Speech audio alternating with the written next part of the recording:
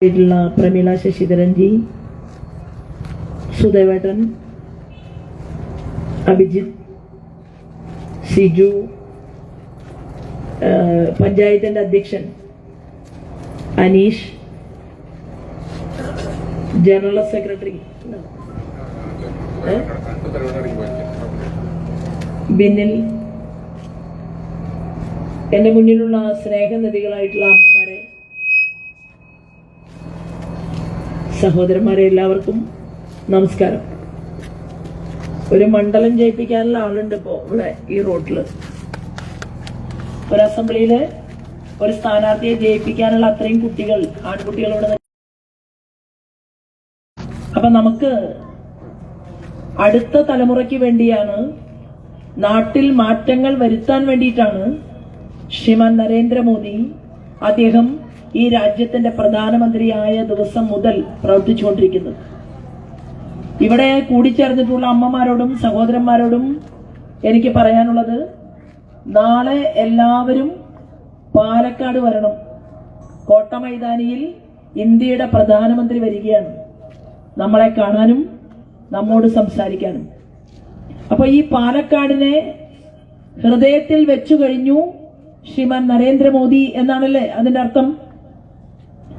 നമുക്കാവശ്യമായിട്ടുള്ള പദ്ധതികൾ, പ്രഖ്യാപനങ്ങൾ, 12,000 കോടി രൂപയുടെ വികസന പ്രക്രിയകൾ കഴിഞ്ഞ തവണ കേരളത്തിൽ വന്ന് മോദിജി പ്രഖ്യാപിക്കുകയും ആ പദ്ധതികളുടെ തറക്കല്ലിടുകയും ചെയ്തത് ഞാനും നിങ്ങളും കണ്ടു.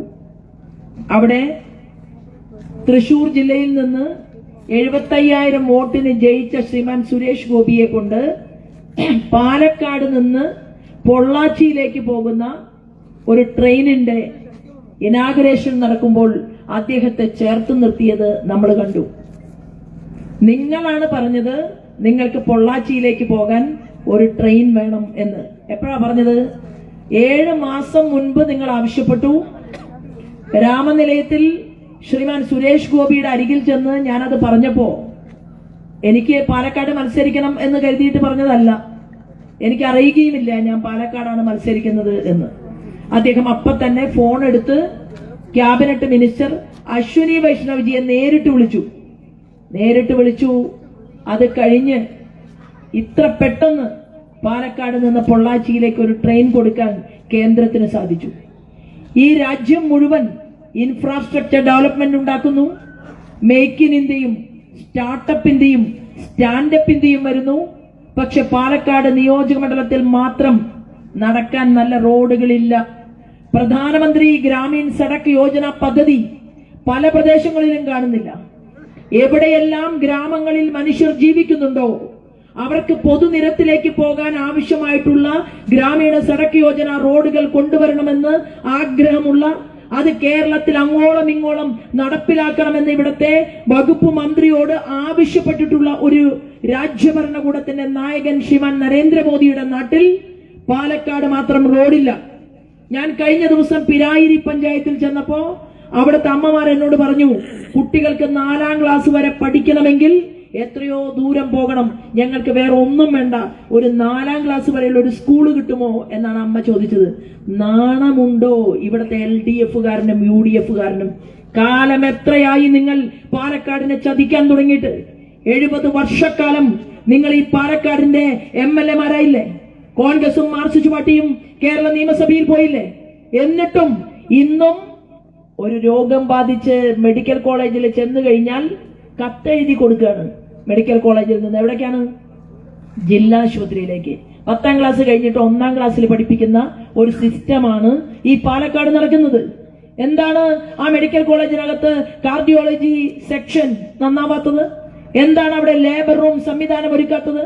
എന്താണ് അവിടെ സർജിക്കൽ എക്യുപ്മെന്റ്സ് ഇല്ലാത്തത്? എന്താണ് അവിടെ ഡോക്ടർക്ക് ആനുപാതികമായിട്ട് നേഴ്സുമാരില്ലാത്തത്?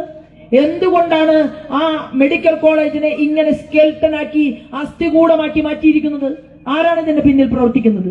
ഈ കേരളത്തിലെ സർവ്വസാധാരണക്കാരായിട്ടുള്ള മനുഷ്യരുടെ ജീവിത നിലവാരത്തെ ഉയർത്താൻ തന്റേടപൂർവമായിട്ടുള്ള സമീപനം സ്വീകരിക്കാതെ അഴിമതിയും ധൂർത്തും സ്വജനപക്ഷപാതവും നടത്തിക്കൊണ്ട് ഈ ഭരണകൂടം നാളിതുവരെ മുന്നോട്ട് പോയപ്പോൾ കേരള നിയമസഭയിൽ എണീറ്റ് നിന്നുകൊണ്ട് ഇത് തെറ്റാണ് മുഖ്യമന്ത്രി എന്ന് പറയാൻ നാട്ടിലുള്ള ഒരു പ്രതിപക്ഷ നേതാവില്ലാത്ത ഈ നാട്ടിൽ എങ്ങനെയാണ് പാലക്കാടിലെ ജനങ്ങൾ പ്രതികരിക്കേണ്ടത് എന്നുള്ള ചോദ്യം അതിവിടെ ഞാൻ ചോദിക്കാൻ ആഗ്രഹിക്കുകയാണ്. ഞാൻ കേവലം ഒരു MLA സ്ഥാനത്തേക്ക് മത്സരിക്കുന്ന ഒരു സ്ത്രീ മാത്രമല്ല, രാജ്യം ഭരിക്കുന്ന പാർട്ടിയുടെ സംസ്ഥാന ഘടകത്തിലെ ഒരു ജനറൽ സെക്രട്ടറി ആയിട്ട് പ്രവർത്തിക്കുകയും നിങ്ങളുടെ എല്ലാം പ്രാർത്ഥന കൊണ്ട് ഇന്ത്യയുടെ പ്രധാനമന്ത്രിയോടും അതുപോലെ തന്നെ ആഭ്യന്തര വകുപ്പ് മന്ത്രിയുടെയും വീടുകളിൽ എത്താൻ ഭാഗ്യം സിദ്ധിച്ചിട്ടുള്ള ഒരു സ്ത്രീ കൂടിയാണ്. ഞാൻ പറയാൻ ആഗ്രഹിക്കുന്നത്, കേരള നിയമസഭയിൽ നിങ്ങളുടെ ശോഭയ്ക്ക് ഒരു അവസരം കിട്ടിയാൽ കേന്ദ്രത്തിൽ നിന്ന് കൊടുക്കുന്ന കോടാനുകോടി രൂപയുടെ കണക്ക് അത് പാലക്കാടിന്റെ ഓരോ തെരുവീതിയിലും അറിയിക്കുമെന്ന് പ്രഖ്യാപിച്ചുകൊണ്ടാണ് ഞാൻ നിങ്ങളുടെ മുന്നിൽ ഒരു MLA സ്ഥാനാർത്ഥിയായി വോട്ട് ചോദിക്കുന്നത്. ഇതിന് എന്റെ അമ്മമാരും സഹോദരന്മാരും തലയിൽ കൈവച്ച് അനുഗ്രഹിക്കണമെന്ന് അപേക്ഷിക്കാനാണ് ഞാൻ ഇവിടെ എത്തിച്ചേർന്നിട്ടുള്ളത്. ദീർഘമായിട്ടുള്ള മറ്റൊരു കാര്യത്തിലേക്ക് ഞാൻ കടക്കുന്നില്ല. പാലക്കാടിന്റെ അതിർത്തി കടന്നാൽ അവിടെ ആപ്പിൾ ഫോൺ ഉണ്ടാക്കാം. പാലക്കാടിന്റെ അതിർത്തി കടന്നാൽ അവിടെ വലിയ കാറുകൾ ഉണ്ടാക്കാം, മാനുഫാക്ചറിംഗ് യൂണിറ്റുകൾ ഉണ്ടാക്കാം.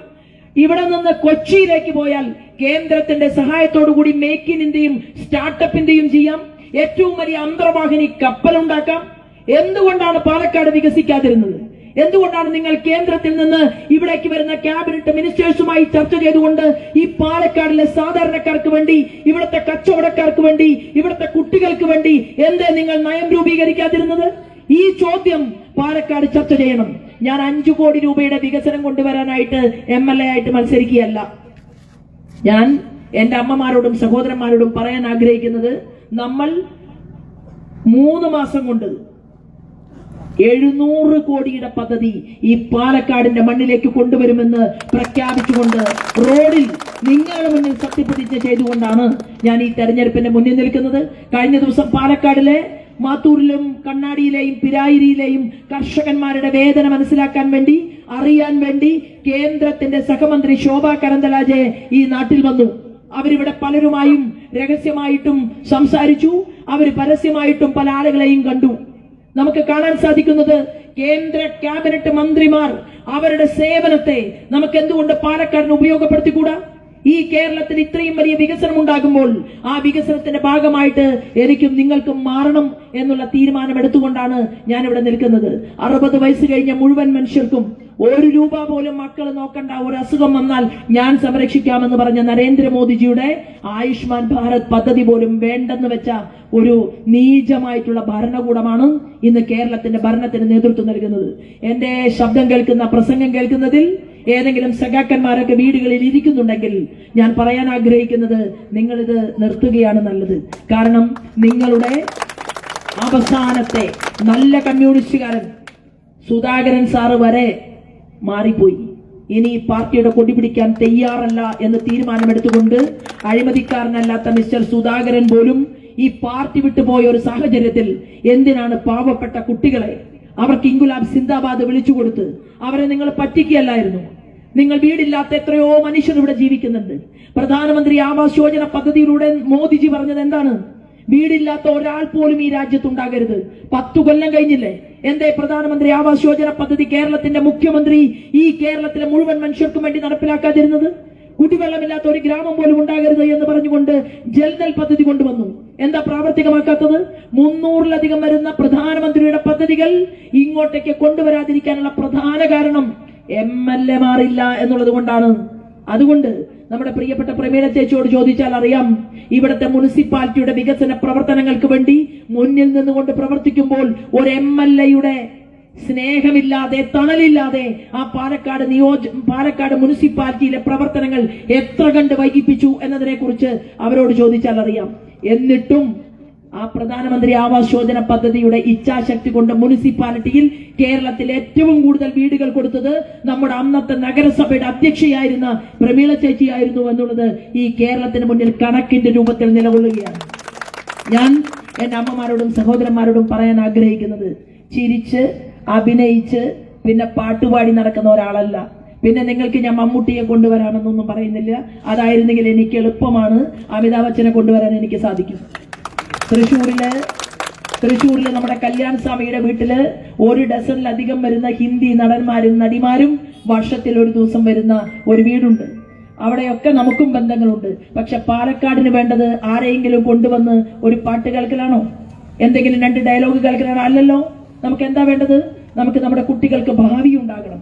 അതിനാണ് നമ്മൾ തീരുമാനമെടുത്തിട്ടുള്ളത്. നമുക്ക് വേണ്ടത് വികസനമാണ്. ആ വികസനത്തിന് വേണ്ടി നിങ്ങൾക്ക് അവകാശപ്പെട്ടതാണ്, നമുക്ക് അവകാശപ്പെട്ടതാണ്. നമുക്ക് അവകാശപ്പെട്ട വികസന പദ്ധതിയെ നമുക്ക് കൊണ്ടുവരണം എന്ന് മാത്രം പറഞ്ഞുകൊണ്ട് നിങ്ങൾ ഒരൊറ്റ കാര്യം ചെയ്താൽ മതി. നിങ്ങൾ കോൺഗ്രസുകാരുടെയും മാർക്സിസ്റ്റുകാരുടെയും വീട്ടിൽ പോയിട്ട് പറയണം, എന്താണ്, ഇത്തവണ നമ്മുടെ ശോഭ പോയാൽ മതി അസംബ്ലിയിലേക്ക് എന്ന് പറഞ്ഞാൽ അവരും വോട്ട് ചെയ്യാൻ തയ്യാറാണ്. അവരുടെ വോട്ടുകളും വാങ്ങിക്കൊണ്ട് കക്ഷിക്കും രാഷ്ട്രീയത്തിനും ജാതിമത ചിന്തകൾക്കും അതീതമായിക്കൊണ്ട് നമുക്ക് ഈ നാടിനെ മാറ്റണം. കഴിഞ്ഞ പോയിന്റില് 2-3 മുസ്ലിം ഉമ്മമാരെ നമ്മൾ കണ്ടു. അവരെ കൈപിടിച്ചു, ഞങ്ങളും വോട്ട് തരാം എന്ന് പറയുകയുണ്ടായി. കാറിൽ യാത്ര ചെയ്യുമ്പോൾ മുസ്ലിം സുഹൃത്തുക്കളെ കൈപിടിക്കുകയാണ്. പക്ഷെ ഇവിടെ എന്താ പ്രചരിപ്പിക്കുന്നത്? BJP എന്ന് പറഞ്ഞാൽ മുസ്ലിമിനെതിരാണ്. നമ്മൾ മുസ്ലിമിനെതിരല്ല, നമ്മൾ ഭീകരതയ്ക്കെതിരാണ്.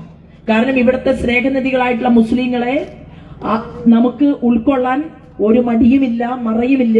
രാജ്യഭരണകൂടത്തിന് നേതൃത്വം നൽകാൻ അടൽ ബിഹാരി വാജ്പേയി തീരുമാനിച്ചപ്പോ ഈ രാജ്യത്തിന്റെ രാഷ്ട്രപതിയാക്കി വെച്ചത് ഈ രാജ്യത്തെ സ്നേഹിച്ച ഡോക്ടർ അബ്ദുൽ കലാം എന്ന് പറയുന്ന മുസൽമാനെയാണ്. നമ്മുടെ കൂടെ മുക്തർ അബ്ബാസ് നഖ്വിയുണ്ട്, നമ്മുടെ അഖിലേന്ത്യാ ലീഡർ മുക്തർ അബ്ബാസ് നഖ്വിയുണ്ട്, നജുമ ഹെത്തുള്ളയുണ്ട്, നമ്മുടെ കേരളത്തില് കോഴിക്കോടിന്റെ കാലിക്കറ്റ് യൂണിവേഴ്സിറ്റിയുടെ വൈസ് ചാൻസലർ സലാം സാറുണ്ട്, അബ്ദുള്ള കുട്ടിയുണ്ട്, നിരവധിയായിട്ടുള്ള ആളുകളുണ്ട്. ഞാൻ കൈപിടിച്ച് രാഷ്ട്രീയത്തില് അങ്ങനെ കൈപിടിച്ച് ഇന്ന് ജയിച്ച് തൃശൂർ കോർപ്പറേഷനിലെ കൗൺസിലറായിട്ടുള്ള മുംതാസ് എന്ന് പറയുന്ന മുസ്ലിം കുട്ടി, 90% വരുന്ന ഹിന്ദുക്കൾ വോട്ട് ചെയ്തിട്ടാണ് നമ്മുടെ മുംതാസിനെ താമര ചിഹ്നത്തിൽ വിജയിപ്പിച്ചിട്ടുള്ളത്. അപ്പൊ നമ്മൾ ജാതിക്കും മതത്തിനും അതീതമായി ഈ രാജ്യത്തെ സ്നേഹിക്കുന്ന ഒരു പാർട്ടിയാണ്. ആ പാർട്ടിയിൽ ഒന്നായി അണിചേർന്നുകൊണ്ട് നമുക്ക് ഈ നാടിനെ മാറ്റണം, ഈ നാടിനെ വികസിപ്പിക്കണം എന്ന് മാത്രം പറഞ്ഞുകൊണ്ട് എന്നെ കണ്ടതിനും സ്വീകരിച്ചതിനും അനുഗ്രഹിച്ചതിനും ഹൃദയപൂർവ്വം നന്ദി അറിയിച്ചുകൊണ്ട് ഞാൻ എന്റെ വാക്കുകൾ നിർത്തുന്നു. വന്ദേ മാതരം.